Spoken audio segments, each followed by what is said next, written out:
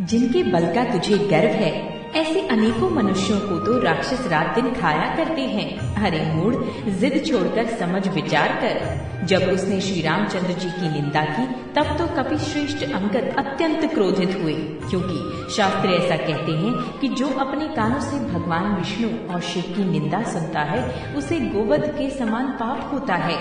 वानर श्रेष्ठ अंगद बहुत जोर से कटकटाए, शब्द किया और उन्होंने तमक कर जोर से अपने दोनों भुजाओं को पृथ्वी पर दे मारा। पृथ्वी हिलने लगी, जिससे बैठे हुए सभासद गिर पड़े और भय रूपी पवन भूत से ग्रस्त होकर भाग चले। रावण गिरते गिरते संभल कर उठा, उसके अत्यंत सुंदर मुकुट पृथ्वी पर गिर पड़े।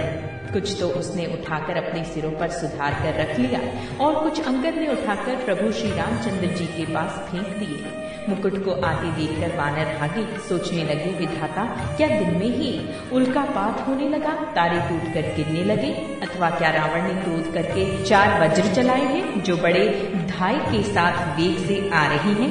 प्रभु ने उनसे हंसकर कहा, मन में डरो नहीं, ये ना उल्का है, ना वज्र है और ना केतु या राहु ही है। अरे भाई, ये तो रावण के मुकुट है जो बाली पुत्र अंगद के फेंके हुए आ रहे हैं। पवन पुत्र श्री हनुमान जी ने उछलकर उनको हाथ से पकड़ लिया और लाकर प्रभु के पास रख दिया। रीछ और वानर तमाशा देखने लगे। उनका प्रकाश सूर्य के समान था। वहां वे सभा में क्रोध युक्त रावण सबसे क्रोधित होकर कहने लगा कि बंदर को पकड़ लो और पकड़कर मार डालो। अंगद ये सुनकर मुस्कुराने लगे। रावण फिर बोला, इसे मारकर सब योद्धा तुरंत दौड़ो और जहां कहीं रीछ वानरों को पाओ वहीं खा लो। पृथ्वी को बंदरों से रहित कर दो और जाकर दोनों तपस्वी भाइयों राम लक्ष्मण को जीते जी पकड़ लो। रावण के ये कोप भरे वचन सुनकर तब युवराज अंगद क्रोधित होकर बोले, तुझे गाल बजाते लाज नहीं आती? अरे निर्लज, अरे कुलनाशक, गला काट कर आत्महत्या करके मर जा।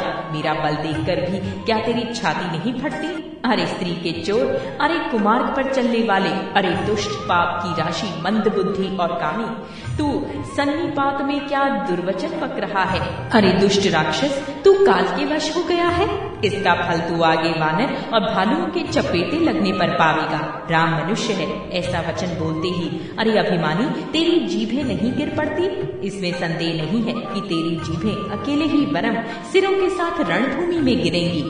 रे दशकंध, जिसने एक ही बाण से बाली को मार डाला वो मनुष्य कैसे है? अरे कुजाती, अरे जड़, 20 आंखें होने पर भी तू अंधा है। तेरी जन्म को धिक्कार है। श्री रामचंद्र जी के बाण समूह तेरे रक्त की प्यास से प्यासे हैं, वे प्यासे ही रह जाएंगे। इस डर से अरे कड़वी बकवाद करने वाले नीच राक्षस, मैं तुझे छोड़ता हूँ। मैं तेरे दांत तोड़ने में समर्थ हूँ, पर क्या करूँ, श्री रघुनाथ जी ने मुझे आज्ञा नहीं दी। ऐसा क्रोध आता है कि तेरे 10 मुंह तोड़ डालो और तेरी लंका को पकड़कर समुद्र में डुबा दो। तेरी लंका गूलड़ के फल के समान है। तुम सब कीड़े उसके भीतर अज्ञानवश निडर होकर बस रहे हो। मैं बंदर हूँ, मुझे इस फल को खाते क्या देर थी, पर उदार कृपालु श्री रामचंद्र जी ने वैसी आज्ञा नहीं दी। अंगद की युक्ति सुनकर रावण मुस्कुराया और बोला, अरे मूर्ख, बहुत झूठ बोलना तूने कहाँ सीखा? बाली ने तो कभी ऐसा गाल नहीं मारा। जान पड़ता है कि तू तपस्वियों से मिलकर लबार हो गया है। अंगद ने कहा, अरे 20 भुजा वाले, यदि तेरी 10 जीभें मैंने नहीं उखाड़ ली तो सचमुच मैं लबार नहीं हूँ। श्री रामचंद्र जी के प्रताप को समझकर स्मरण करके अंगद क्रोधित हो उठे और उन्होंने रावण की सभा में प्रण करके दृढ़ता के साथ पैर रोक दिया और कहा, अरे मूर्ख, यदि तू मेरा चरण हटा सके तो श्री राम जी लौट जाएंगे। मैं सीता जी को हार गया। रावण ने कहा, हे सब वीरों सुनो, पैर पकड़कर बंदर को पृथ्वी पर पछाड़ दो। इंद्रजीत, मेघनाथ आदि अनेकों बलवान योद्धा जहां तहां से हर्षित होकर उठे। वे पूरे बल से बहुत से उपाय करके झपटते हैं, पर पैर टलता नहीं। तब से नीचा करके फिर अपने अपने स्थान पर जा बैठ जाते हैं। काकभुषुंडी जी कहते हैं, वे देवताओं के शत्रु राक्षस फिर उठकर झपटते हैं, परंतु हे सर्पों के शत्रु गरुड़ जी, अंगद का चरण उनसे वैसे ही नहीं टलता जैसे कुयोगी विषयी पुरुष मोह रूपी वृक्ष को नहीं उखाड़ सकते। करोड़ों वीर योद्धा जो बल में मेघनाथ के समान थे हर्षित होकर उठे। वे बार बार झपटते हैं, पर वानर का चरण नहीं उठता। तब लज्जा के मारे सिर नवाकर बैठ जाते हैं। जैसे करोड़ों विघ्न आने पर भी संत का मन नीति को नहीं छोड़ छोड़ता, वैसे ही वानर अंगद का चरण पृथ्वी को नहीं छोड़ता। ये देखकर शत्रु रावण का मद दूर हो गया। अंगद का बल देखकर सब हृदय में हार गए। तब अंगद के ललकारने पर रावण स्वयं उठा। जब वो अंगद का चरण पकड़ने लगा तब बाली कुमार अंगद ने कहा, मेरा चरण पकड़ने से तेरा बचाव नहीं होगा। अरे मूर्ख, तू जाकर श्री राम जी के चरण क्यों नहीं पकड़ता? ये सुनकर वो मन में बहुत ही सकुचाकर लौट गया। उसकी सारी शरीर जाती रही। वो ऐसा तेजहीन हो गया जैसे मध्याह्न में चंद्रमा दिखाई देता है।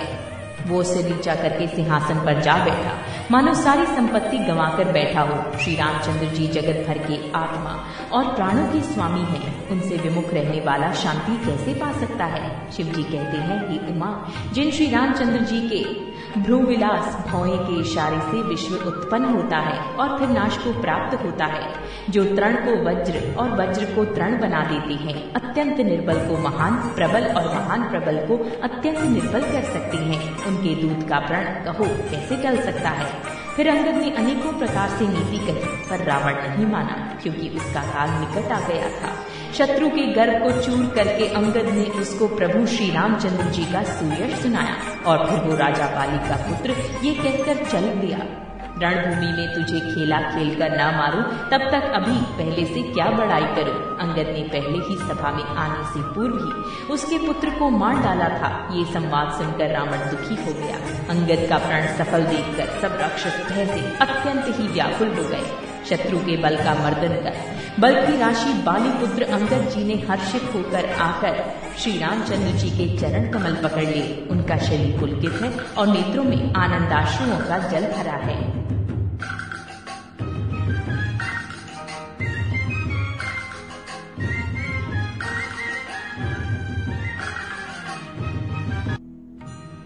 संध्या हो गई जानकर दशग्रीव विखलता हुआ उदास होकर महल में गया। मंदोदरी ने रावण को समझाकर फिर कहा, हे कांत, मन में समझकर विचार कर कुबुद्धि को छोड़ दो। आपसे और श्री रघुनाथ जी से युद्ध शोभा नहीं देता। उनके छोटे भाई ने एक जरा सी रेखा खींच दी थी, उसे भी आप नहीं लांघ सके। ऐसा तो आपका पुरुषत्व है। हे प्रियतम, आप उन्हें संग्राम में जीत पाएंगे जिनके दूत का ऐसा काम है। खेल से ही समुद्र लांघकर वो वानरों में सिंह हनुमान आपकी लंका में निर्भय चला आया। रखवालों को मारकर उसने अशोक वन उजाड़ डाला। आपके देखते देखते उसने अक्षय कुमार को मार डाला और संपूर्ण नगर को जलाकर राख कर दिया। उस समय आपके बल का गर्व कहाँ चला गया था? अब हे स्वामी, झूठ व्यर्थ गाल न मारिए, डींग न हाँकिए, मेरे कहने पर हृदय में कुछ विचार कीजिए। हे पति, आप श्री रघुपति को निरा राजा मत समझिए, बल्कि अग जगन्नाथ चराचर के स्वामी और अतुलनीय बलवान जानिए। श्री राम जी के बाण का प्रताप तो नीच मारीच भी जानता था, परंतु आपने उसका कहना भी नहीं माना। जनक की सभा में अगणित राजागण थे, वहाँ विशाल और अतुलनीय बल वाले आप भी थे। वहाँ शिव जी का धनुष तोड़कर श्री राम जी ने जानकी जी को ब्याहा, तब आपने उनको संग्राम में क्यों नहीं जीता? इंद्रपुत्र जयंत उनके बल को कुछ कुछ जानता है। श्री राम जी ने पकड़कर केवल उसकी एक आंख ही फोड़ दी और उसे जीवित ही छोड़ दिया। शूर्पणखा की दशा तो आपने देख ही ली, तो भी आपके हृदय में उनसे लड़ने की बात सोचते विशेष कुछ भी लज्जा नहीं आती। जिन्होंने विराज और खरदूषण को मारकर लीला से ही कबंध को भी मार डाला और जिन्होंने बाली को एक ही बाण से मार दिया। हे दशकंध, आप उन्हें उनके महत्व को समझिए। जिन्होंने खेल से ही समुद्र को बंधा लिया और जो प्रभु सेना सहित सुबेल पर्वत पर उतर पड़े, उन सूर्य कुल के ध्वजा स्वरूप कीर्ति को बढ़ाने वाले करुणामय भगवान ने आप ही के हित के लिए दूत भेजा, जिसने बीच सभा में आकर आपके बल को उसी प्रकार मत डाला जैसे हाथियों के झुंड में आकर सिंह उसे छिन्न भिन्न कर डालता है। रण में बांके अत्यंत विकट वीर अंगद और हनुमान जिनके सेवक हैं। हे पति, उन्हें आप बार बार मनुष्य कहते हैं। आप व्यर्थ ही मान, ममता और मद का बोझा ढो रहे हैं। हाँ प्रियतम, आपने श्री राम जी से विरोध कर दिया और काल के विशेष वश होने से आपके मन में अब भी ज्ञान नहीं उत्पन्न होता।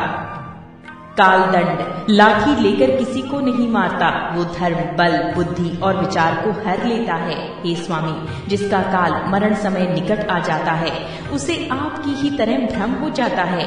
आपके 2 पुत्र मारे गए और नगर जल गया, जो हुआ सो हुआ। हे प्रियतम, अब भी इस भूल की पूर्ति समाप्ति कर दीजिए, श्री राम जी से वैर त्याग दीजिए और हे नाथ, कृपा के समुद्र श्री रघुनाथ जी को भजकर निर्मल यश लीजिए। स्त्री के बाण के समान वचन सुनकर वो सबेरा होते ही उठकर सभा में चला गया और सारा भय भुलाकर अत्यंत अभिमान में फूलकर सिंहासन पर जा बैठा। यहाँ सुबेल पर्वत पर श्री राम जी ने अंगद को बुलाया। उन्होंने आकर चरण कमलों में सिर नवाया।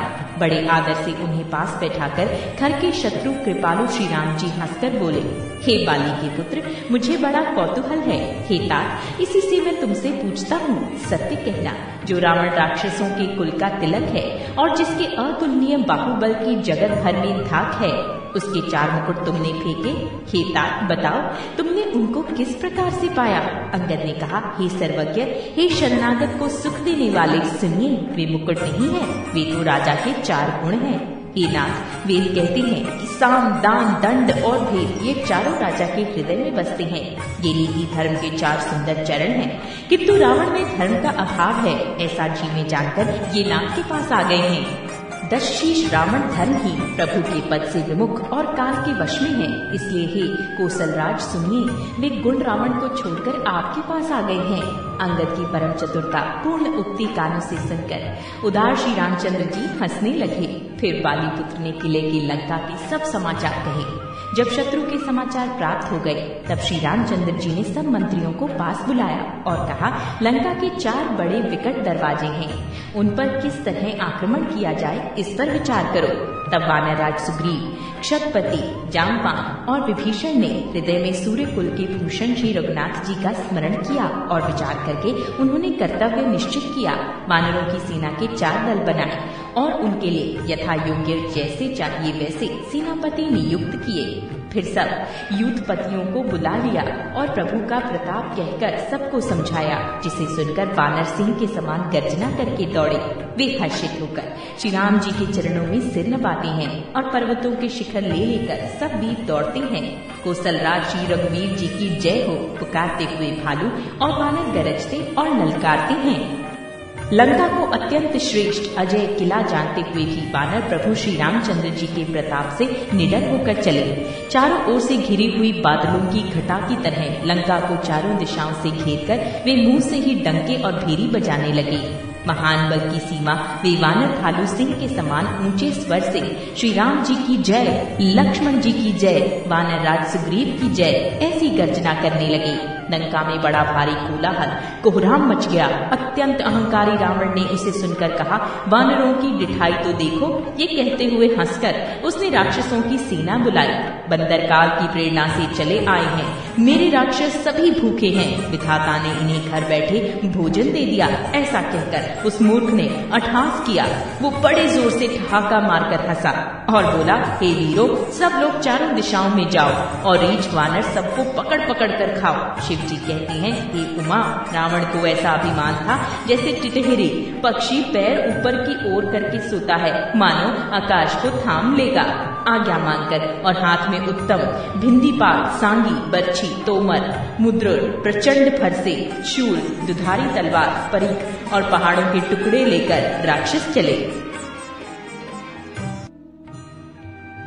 जैसे मूर्ख मांसाहारी पक्षी लाल पत्थरों का समूह देखकर उस पर टूट पड़ते हैं, पत्थरों पर लगने से चोंच टूटने का दुख उन्हें नहीं सूझता, वैसे ही ये बेसमझ राक्षस दौड़े। अनेकों प्रकार के अस्त्र शस्त्र और धनुष बाण धारण किए करोड़ों बलवान और रणधीर राक्षस वीर परकोटों के कंगूरों पर चढ़ गए। वे परकोटे के कंगूरों पर कैसे शोभित हो रहे हैं, मानो सुमेरु के शिखरों पर बादल बैठे हों। जुझाऊ ढोल और डंके आदि बज रहे हैं, जिनकी ध्वनि सुनकर योद्धाओं के मन में लड़ने का चाव होता है। अगणित, नफीरी और भेरी बज रही है, जिन्हें सुनकर कायरों के हृदय में दरारें पड़ जाती हैं। उन्होंने जाकर अत्यंत विशाल शरीर वाले महान योद्धा वानर और भालुओं के ठठ समूह देखा कि वे रीछ वानर दौड़ते हैं, औघट, ऊंची नीची विकट घाटियों को कुछ नहीं गिनते, पकड़कर पहाड़ों को फोड़कर रास्ता बना लेते हैं। करोड़ों योद्धा कटकटाते और गरजते हैं, दांतों से ऊंट काटते और खूब टपटते हैं। उधर रावण की और इधर श्री राम जी की दुहाई बोली जा रही है। जय जय जय की ध्वनि होते ही लड़ाई छिड़ गई। राक्षस पहाड़ों के ढेर शिखरों को फेंकते हैं। वानर कूद कूद कर उन्हें पकड़ लेते हैं और वापस उन्हीं की ओर चलाते हैं। प्रचंड वानर और भालू पर्वतों के टुकड़े ले लेकर किले पर डालते हैं। वे झपटते हैं और राक्षसों के पैर पकड़ पकड़ कर उन्हें पृथ्वी पर पटक कर भाग चलते हैं और फिर ललकारते हैं। बहुत ही चंचल और बड़े तेजस्वी वानर भालू बड़ी फुर्ती से उछलकर किले पर चढ़ कर गए और जहां तहां महलों में घुसकर श्री राम जी का यश गाने लगे। फिर एक एक राक्षस को पकड़कर वे वानर भाग चले। ऊपर आप और नीचे राक्षस योद्धा। इस प्रकार वे किले पर से धरती पर आ गिरते हैं। श्री राम जी के प्रताप से प्रबल वानरों के झुंड राक्षस योद्धाओं के समूह योद्धाओं को मसल रहे हैं। वानर फिर जहां तहां किले पर चढ़ गए और प्रताप में सूर्य के समान श्री रघुवीर की जय बोलने लगे। राक्षसों के झुंड वैसे ही भाग चले जैसे जोर की हवा चलने पर बादलों के समूह तितर बितर हो जाते हैं। लंका नगरी में बड़ा भारी हाहाकार मच गया। बालक, स्त्रियां और रोगी असमर्थता के कारण रोने लगे। सब मिलकर रावण को गालियां देने लगे कि राज्य करते हुए इसने मृत्यु को बुला लिया। जब अपनी सेना का विचलित होना कानों से सुना, तब भागते हुए योद्धाओं को लौटाकर वो क्रोधित होकर बोला, मैं जिसे रण से पीठ देकर भागा हुआ अपने कानों सुनूंगा, उसे स्वयं भयानक दुधारी तलवार से मारूंगा। मेरा सब कुछ खाया, भांति भांति के भोग किए और अब रणभूमि में प्राण प्यारे हो गए। रावण के उग्र कठोर वचन सुनकर सब वीर डर गए और लज्जित होकर क्रोध करके युद्ध के लिए लौट चले। रण में शत्रु के सम्मुख युद्ध करते हुए मरने में ही वीर की शोभा है, ये सोचकर तब उन्होंने प्राणों का लोभ छोड़ दिया। बहुत से अस्त्र शस्त्र धारण किए सब वीर ललकार कर भिड़ने लगे। उन्होंने परिघों और त्रिशूलों से मार कर सब रीछ वानरों को व्याकुल कर दिया। शिव जी कहते हैं, वानर भयातुर होकर डर के मारे घबरा कर भागने लगे। यद्यपि हे उमा, आगे चलकर वे ही जीतेंगे। कोई कहता है अंगद हनुमान कहाँ है, बलवान नल, नील और द्विविद कहाँ है। हनुमान जी ने जब अपने दल को विकल भयभीत हुआ सुना, उस समय वे बलवान पश्चिम द्वार पर थे। वहां उनसे मेघनाथ युद्ध कर रहा था। वो द्वार टूटता न था, बड़ी भारी कठिनाई हो रही थी। तब पवन पुत्र हनुमान जी के मन में बड़ा भारी क्रोध हुआ। वे काल के समान योद्धा बड़े जोर से गरजे और कूदकर लंका के किले पर आ गए और पहाड़ लेकर मेघनाथ की ओर दौड़े। रथ तोड़ डाला, सारथी को मार गिराया और मेघनाथ की छाती में लात मारी। दूसरा सारथी मेघनाथ को व्याकुल जानकर उसे रथ में डालकर तुरंत घर ले आया।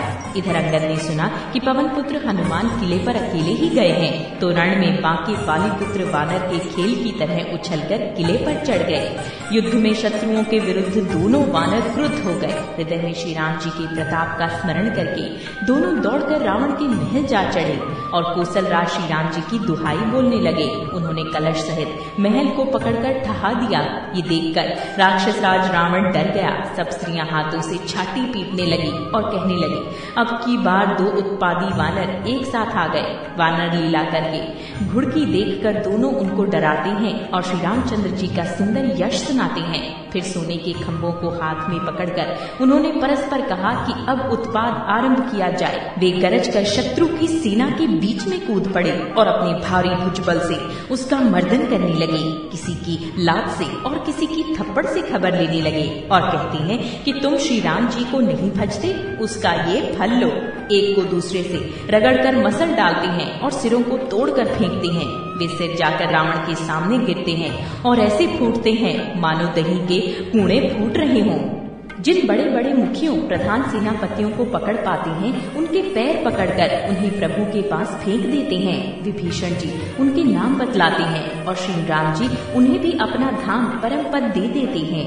ब्राह्मणों का मांस खाने वाले वे नरभोजी दुष्ट राक्षस थी। वो परम गति पाती हैं, जिसकी योगी भी याचना किया करते हैं, परंतु सहज में नहीं पाते। शिव जी कहते हैं, हे उमा, श्री राम जी बड़े ही कोमल हृदय और करुणा की खान है।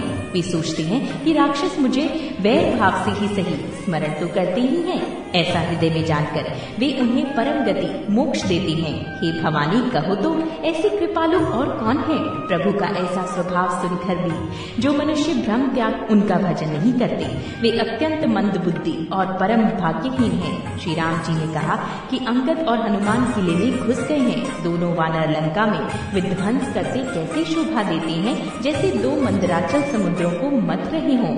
भुजाओं के बल से शत्रु की सेना को कुचल कर और मसल कर फिर दिन का अंत होता देखकर हनुमान और अंगद दोनों कूद पड़े और श्रम थकावट रहित होकर वहां आ गए जहां भगवान श्री राम जी थे। उन्होंने प्रभु के चरण कमलों में सिर नवाए। उत्तम योद्धाओं को देखकर श्री रघुनाथ जी मन में बहुत प्रसन्न हुए। श्री राम जी ने कृपा करके दोनों को देखा, जिससे वे श्रम रहित और परम सुखी हो गए।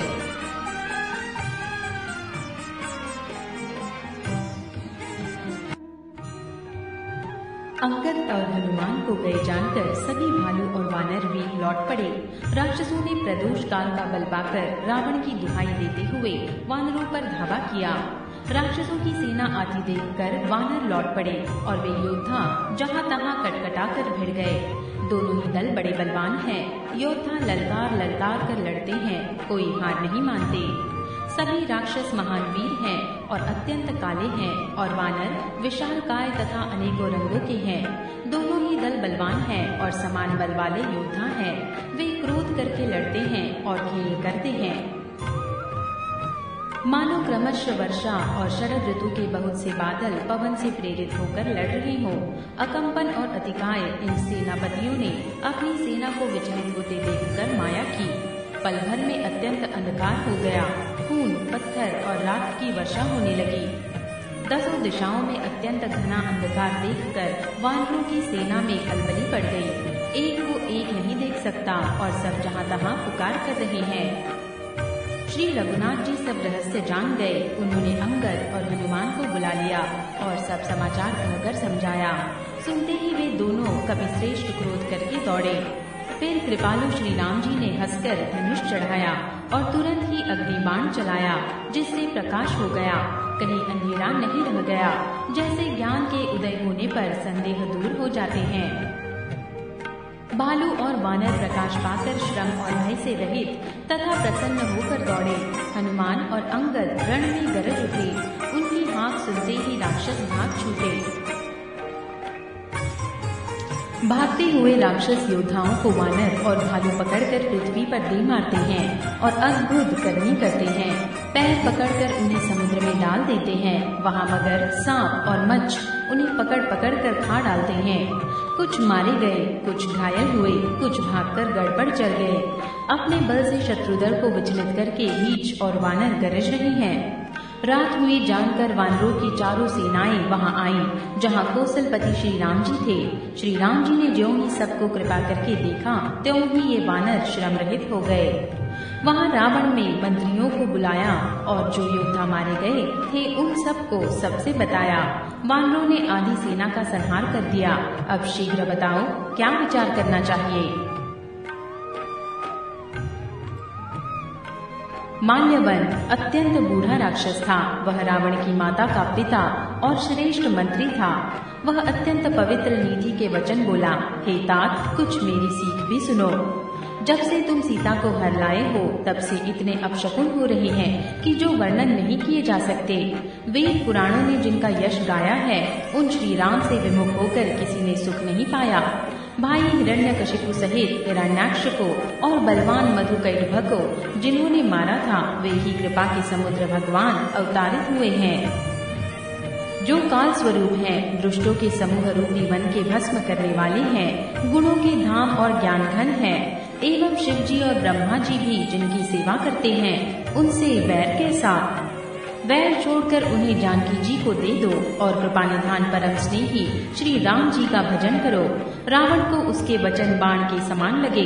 अरे अभागे, मुंह काला करके निकल जा, तू बूढ़ा हो गया, नहीं तो तुझे मार ही डालता। अब मेरी आंखों को अपना मुंह न दिखला। रावण के ये वचन सुनकर उसने अपने मन में ऐसा अनुमान किया कि इसी कृपानिधान श्री राम जी अब मारना ही चाहते हैं। वह रावण को दुर्वचन कहता हुआ उठकर चला गया। तब मेघनाद क्रोध पूर्वक बोला, सवेरे मेरी करामत देखना, मैं बहुत कुछ करूँगा, थोड़ा क्या कहूँ।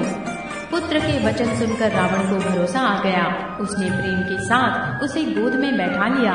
विचार करते करते ही सवेरा हो गया। वानर फिर चारों दरवाजों पर जा लगे। वानरों ने क्रोध करके दुर्गम किले को घेर लिया। नगर में बहुत ही कोलाहल मच गया। राक्षस बहुत तरह के अस्त्र शस्त्र धारण करके दौड़े और उन्होंने किले पर से पहाड़ों के शिखर ढहाए। उन्होंने पर्वतों को करोड़ों शिखर ढहाए। अनेक प्रकार से गोले चलने लगे। वे गोले ऐसा गहराते हैं जैसे वज्रपात हुआ हो और योद्धा ऐसे गरजते हैं मानो प्रलयकाल के बादल हो। विकट वानर योद्धा भिड़ते हैं, कट जाते हैं, उनके शरीर जर्जर हो जाते हैं, तब भी वे लड़ते नहीं। वे पहाड़ उठाकर उसे किले पर फेंकते हैं। राक्षस जहाँ के तहाँ मारे जाते हैं। मेघनाद ने कानों से ऐसा सुना कि वानरों ने आकर फिर किले को घेर लिया है। तब वह वीर किले से उतरा और डंका बजाकर उनके सामने चला। समस्त लोकों में प्रसिद्ध धुरंधर कौशलाधीश दोनों भाई कहाँ हैं? नल, नील, विविध, सुग्रीव और बल की सीमा अंगर और हनुमान कहाँ है? भाई से द्रोह करने वाला विभीषण कहाँ है? आज मैं सबको और उस दुष्ट को तो हठपूर्वक ही मारूंगा। ऐसा कहकर उसने धनुष पर कठिन बाणों का संधान किया और अत्यंत क्रोध करके उसे कान तक खींचा। वह बाणों के समूह छोड़ने लगा मानो बहुत से पंख वाले सांप दौड़े जा रहे हो। जहाँ तहाँ वानर गिरते दिखाई पड़ने लगे। उस समय कोई भी उनके सामने न हो सके। रीछ वानर जहाँ तहाँ भाग चले। सबको युद्ध की इच्छा भूल गई। रणभूमि में ऐसा एक भी वानर या भालू नहीं दिखाई पड़ा जिसको उसने प्राण मात्र अवशेष न कर दिया हो। फिर उसने सबको 10-10 बाण मारे। वानर वीर पृथ्वी पर गिर पड़े। बलवान और धीर मेघनाद सिंह के समान नाद करके गरजने लगा। सारी सेना को बेहाल देखकर पवन सुत हनुमान क्रोध करके ऐसे दौड़े मानो स्वयं काल दौड़ आता हो। उन्होंने तुरंत एक बड़ा भारी पहाड़ उखाड़ लिया और बड़े ही क्रोध के साथ उसे मेघनाद पर छोड़ा।